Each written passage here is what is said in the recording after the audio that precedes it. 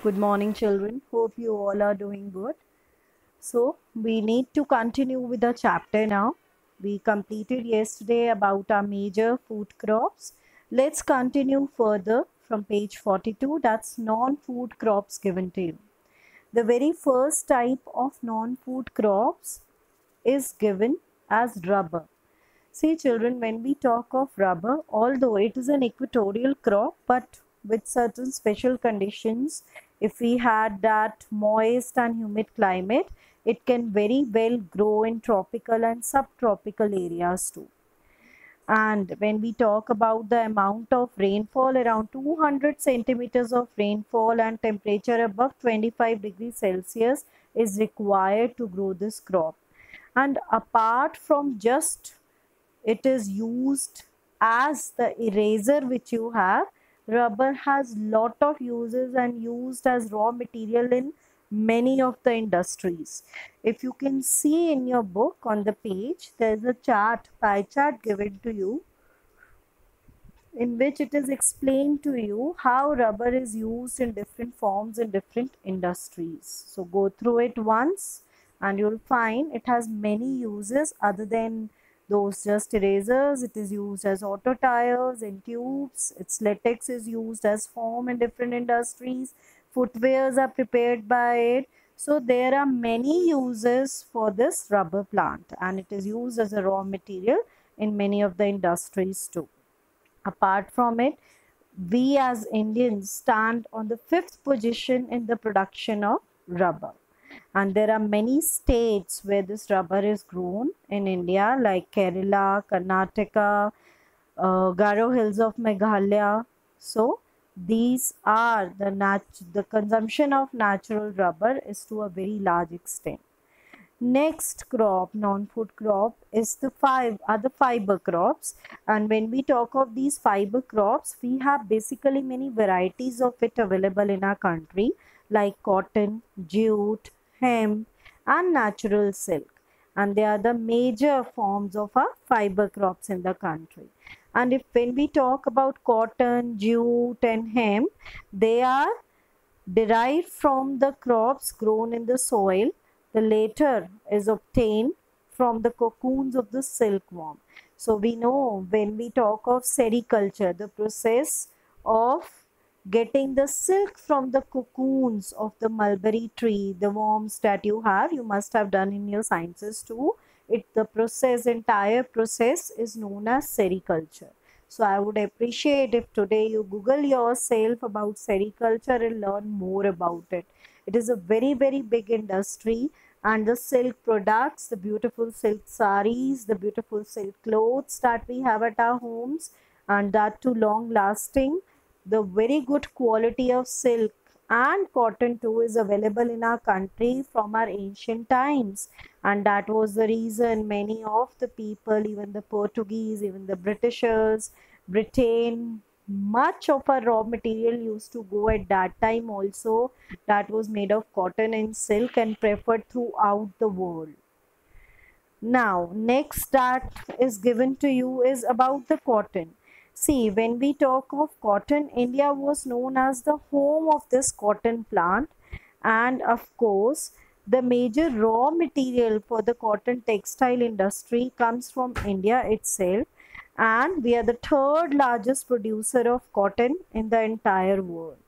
Do remember, children, this is, see, the law of nature, that the world's whitest thing, that is cotton, grows in one of the darkest soil, that is the black soil, is best suited for cotton.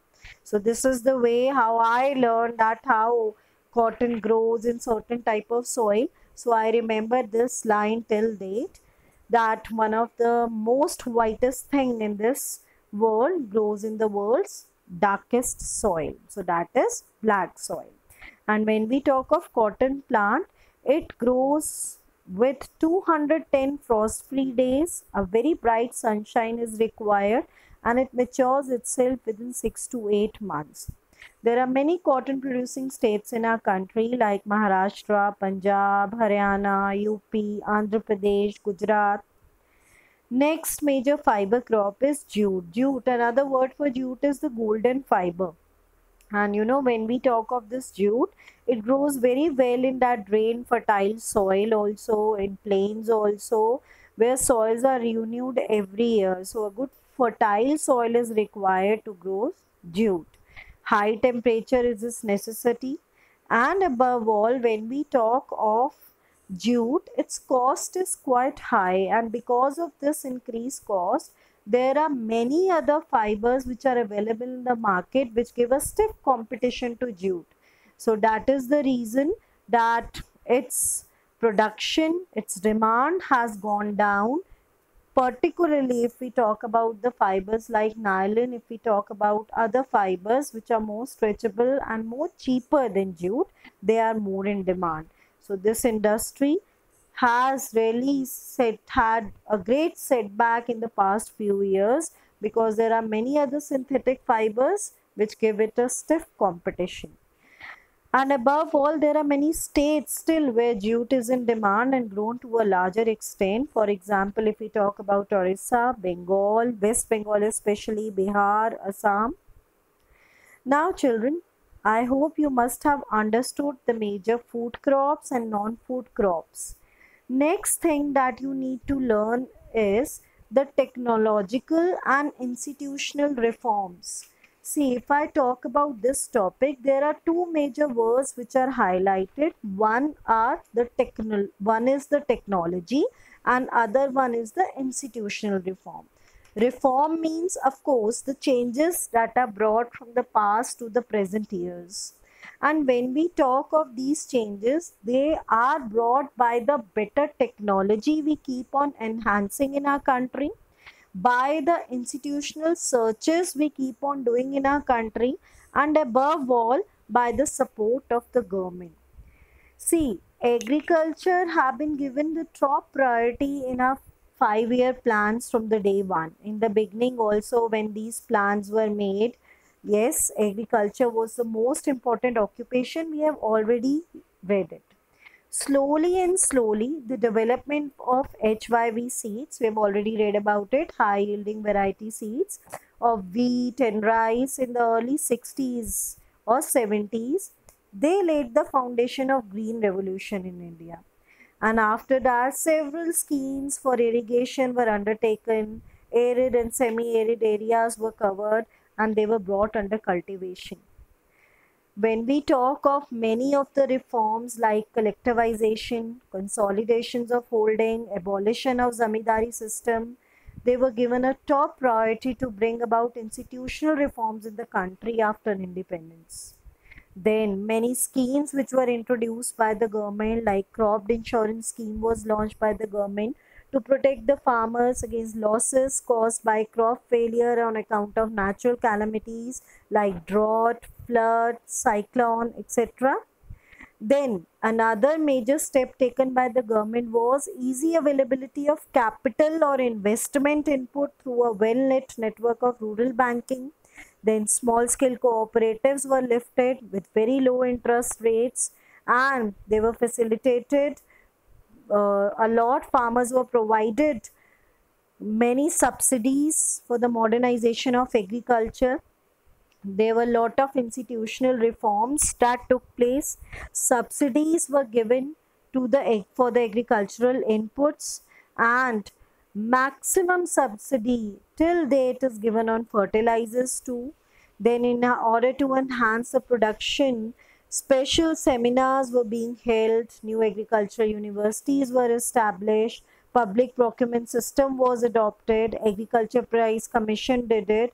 Then FCI, Food Corporation of India, it played a big role in crop insurance and agriculture finance.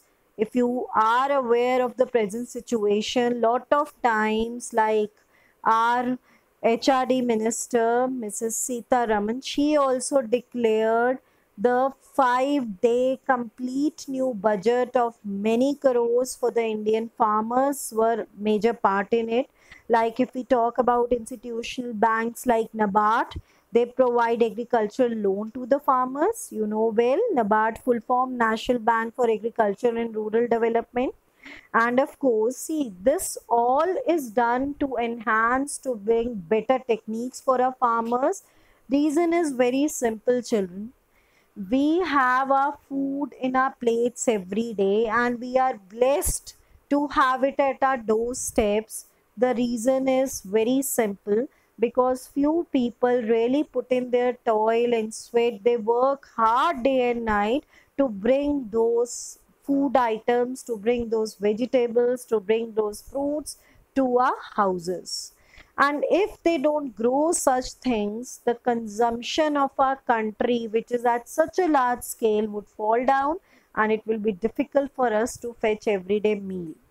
So of course, this is the major reason that why government provides subsidies and so much other facilities to our farmers to enhance those farming activities, so that those farmers can be encouraged to involve themselves in the farming activities.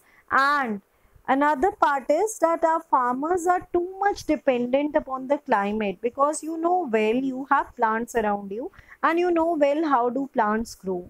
They require natural environment, that natural water. They require proper rainfall, they require proper sunlight, and only then we can have good plantation around us. And when we talk of these crops, farmers are always at a risk whether they'll be having a good yield or not. Providing them the facilities like HYV seeds or pesticides, it's really important for the farmers, because that is very much necessary for the growth of our own country. And that is the reason government has provided so many technological and institutional reforms. So I hope you must have understood this topic. Let's move on to the next one. If you can see, there is a source given to you, a very small topic about Bhudan and Gramdan. See children, if I talk about this source, it's actually about Mahatma Gandhi, when one of his satyagrahi known as Vinoba Bhave, he was actually a very spiritual person and he participated in satyagraha movement along with Gandhiji. Gandhiji concept of Gram Swarajya and that approach of getting Swaraj was very much appealed to Vinoba Bhave, and he was a great follower of him. And while once he was delivering his lecture about the Bhudan and Gramdan in Panchampally in Andhra Pradesh, some poor landless villagers demanded some land for their economic well-being. So there were many farmers who were landless at that time and they had nothing to do. They were not educated, didn't have any jobs, they wanted to feed their families. So they wanted some land to be given to them so that they could go ahead, do some farming practices and at least have some subsistence agriculture for themselves.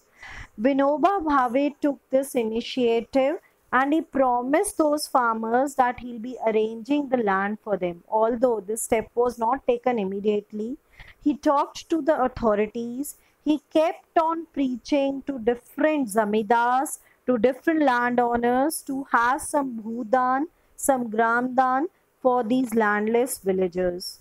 And very soon his voice was heard by Sri Ramchandra Reddy, who stood up and offered 80 acres of land to these landless farmers. So this complete incident was known as Bhudan. This act was known as Bhudan.